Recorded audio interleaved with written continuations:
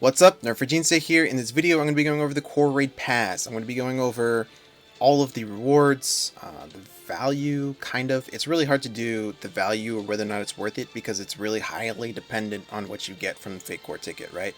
That's the main reason to buy this. However, I'll do my best. And then I'm going to go over kind of, I don't know, the psychology or your temperament, right, is something that you should really think about before you buy this, or basically anything in this game or any gacha game or anything in life. So if you feel like this is a bit long of a video, please just look at the last section, because I think it's the best advice that I could give anybody anytime they're thinking about doing anything when it comes to money. Alright, so let's get into the rewards. These are the rewards for the premium pass only. This is not including the free pass, okay? So first of all, we've got 550 Zs, then we've got 400,000 gold, then we've got, for the passes, basically whole day's worth of passes. You've got 3 Experience Sanctum, Spirit, Blessing, Solar, Lunar, and Mine. You got 3 passes for each of those, so again, basically a day's worth. Then we've got 375, Dragon Relics. And then we've got 1 Holy Water of the Universe. We've got 610 Levy Stones. Then we have 3 of these boxes right here that give, I forget if they give the clock and the Exodium or one or the other. Alright, but we've got 3 of these boxes. Then we've got 3 pieces of legendary gear, 39 star fates, which is just stupid in my opinion. I don't know why you wouldn't give us 40, since it's 5 per. And then 1 faded armor, and then lastly we got the fake core ticket.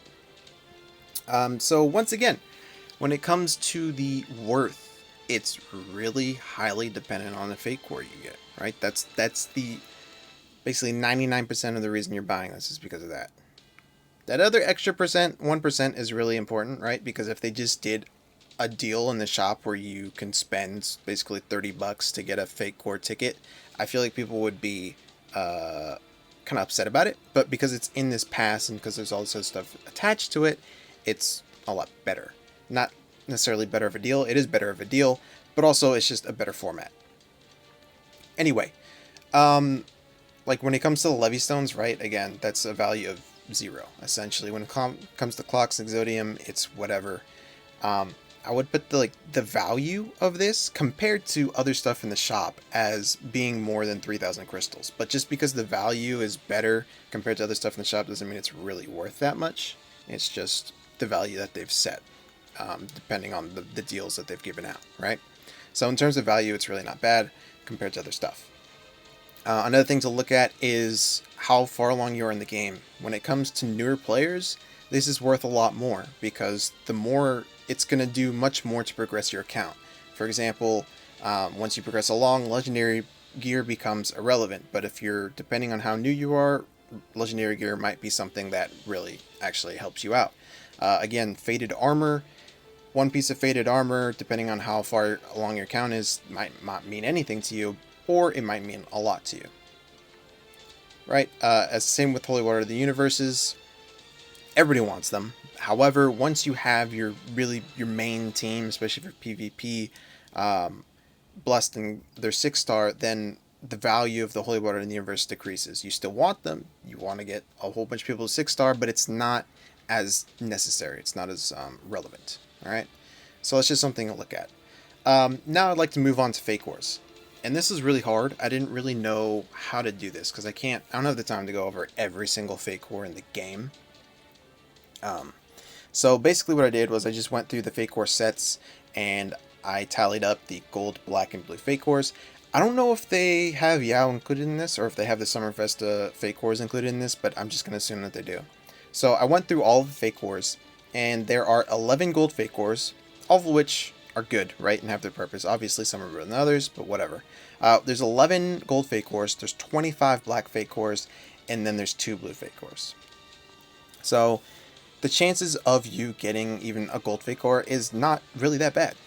We'll just call it like a 30% chance. Like one third of people are going to get a gold fake core. Okay?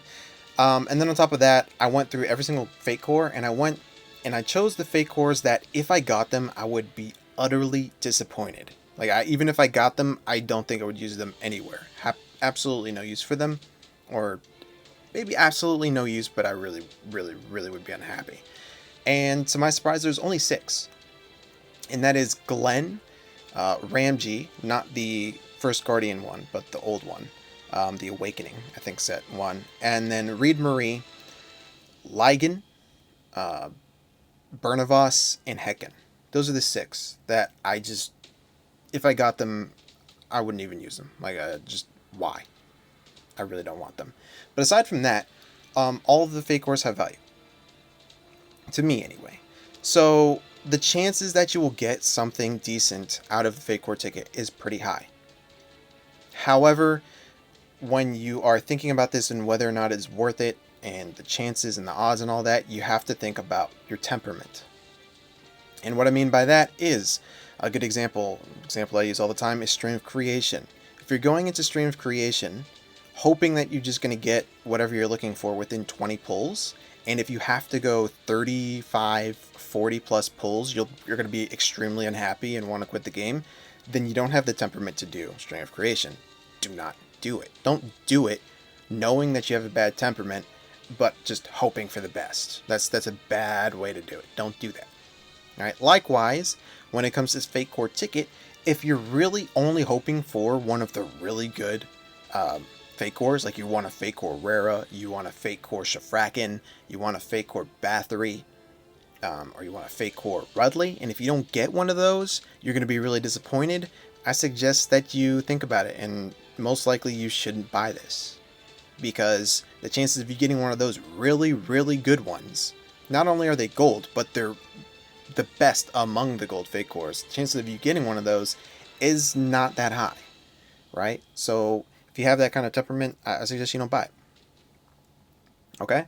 And another thing you have to think about is that usually with these things, you're paying for not just the result, right? You're not just paying for what you get.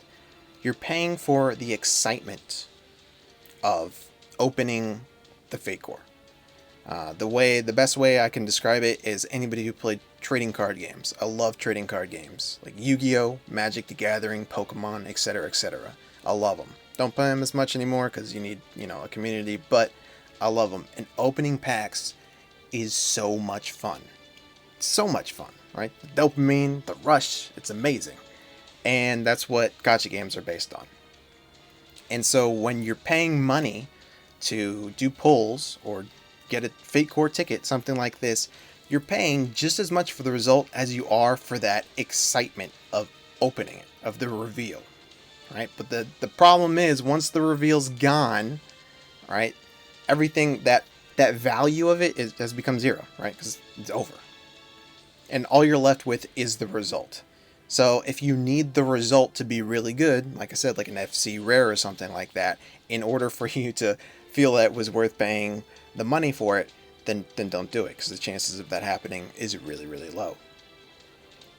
However, if you are okay with the result being something decent, like a middle of the pack, like an FC Brook or an FC Mahar, which some people might think is useless, but I think he'll actually be really good when it comes to Dragon, because he has a defense decrease, and he has the passive for Dragon, and stuff like that. Anyway, and he has a reflect for himself.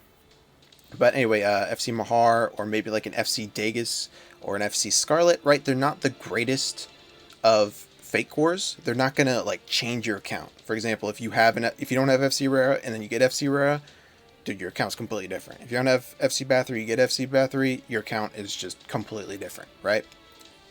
The one I want is Rudley. I really, really, really, really want Rudley. But the chances of you getting that are low.